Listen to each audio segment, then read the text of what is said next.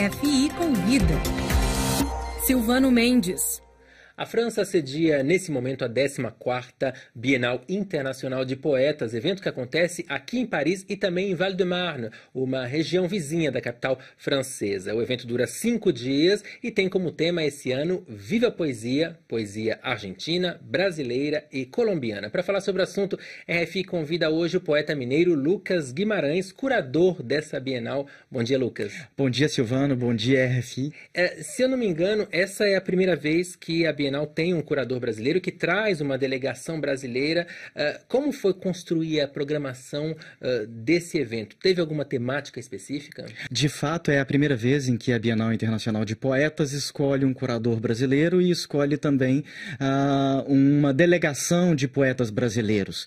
Isso se dá ao longo de 2 anos de muita conversa com o presidente, com o diretor da Bienal, entendendo que existe na América Latina, em específico no Brasil, formas, novos territórios da poesia. Ou seja, há um interesse suplementar na poesia desenvolvida com um público mais envolvido do que ocorre em outros países. Razão pela qual decidiram, então, chamar o Brasil para essa Bienal. E além de curador, eu sei que você participa da programação da Bienal, com uma leitura na Maison da América Latina, Casa da América Latina, mas também na Universidade de Sorbonne. O que você trouxe para esse evento, do seu trabalho pessoal?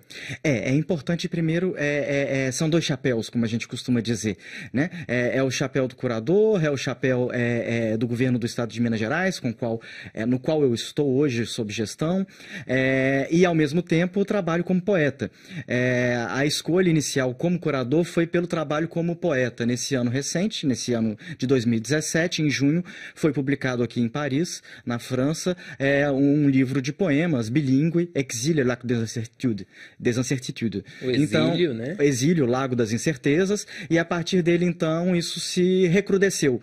E com o apoio do governo de Minas Gerais, da Embaixada da França no Brasil e também do Instituto Francês no Brasil, nós pudemos tornar, então, viável e vivo essa Bienal com os brasileiros. Os critérios curatoriais é sempre um recorte. Uhum. Quando a gente fala de critérios curatoriais, nós temos aqui tantos excelentes curadores, é sempre um recorte. Todo recorte, obviamente, ele é, de uma certa maneira, uma deturpação da realidade, uma deturpação que nós entendemos ser positiva. O primeiro corte, então, o primeiro critério, é exatamente o Estado de Minas Gerais. Uhum. E dentro do Estado de Minas Gerais, a sua heterogeneidade. E a gente abrindo um pouco mais, essa Bienal, ela enfoca em 3 países, Brasil, mas também Argentina e Colômbia. Tem algo em comum nessa poesia latino-americana? Aliás, é possível falar de uma poesia latino-americana? A sua pergunta, ela remete a uma outra. É possível falar de uma poesia geracional hoje? A minha resposta seria sim, é possível falar de uma poesia geracional. No entanto, ao contrário de outras gerações, há uma espécie de multiplicidade, diversidade de linguagens. E se a gente entende, então, que a poesia contemporânea ela tem essa multiplicidade de linguagens, também há, sim, ligações entre a poesia latino-americana, a da Colômbia, no caso, e a Argentina em específico. E você que vem de Minas Gerais, estado que tem essa tradição poética, voltando para Minas, de que maneira isso se sente nessa organização da curadoria? Eu sei que você é influenciado pelos poetas mineiros do passado também. Como isso se estrutura nessa curadoria? Nós somos uma colcha de retalhos, né? Qualquer pessoa que trabalha com a criação, com a arte, ela acaba se transformando numa colcha de retalhos daquilo que leu ou daquilo que viu.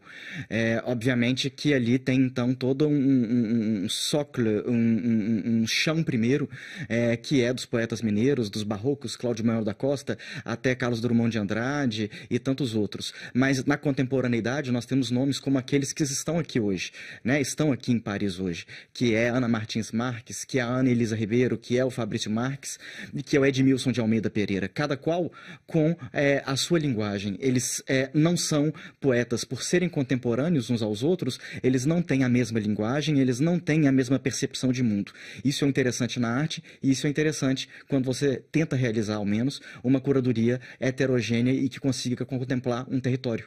E não tem também, cada um deles tem o seu percurso, né? Eu sei que você mesmo tem um percurso bastante, não atípico, mas um percurso bem variado. Você é consultor jurídico especializado em direito internacional e direitos humanos, você passou pela França, estudou filosofia, mergulhou de cabeça na obra do Foucault.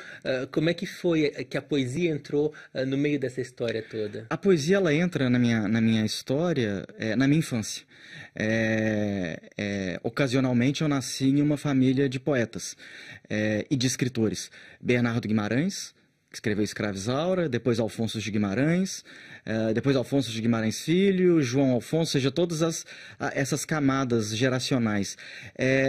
O que é, ao mesmo tempo, uma sorte, porque desde o início e desde pequenininho eu vejo Carlos Drummond na minha casa, Henriqueta Lisboa, e me interesso então, falo assim, essa coisa de poesia, ela é mais concreta do que parece, e me dá vontade de escrever. O primeiro poema é aos 3 anos de idade que eu escrevo, mas, ao mesmo tempo, é uma maldição, porque você sempre é comparado, né? E é difícil ser comparado por esses grandes escritores.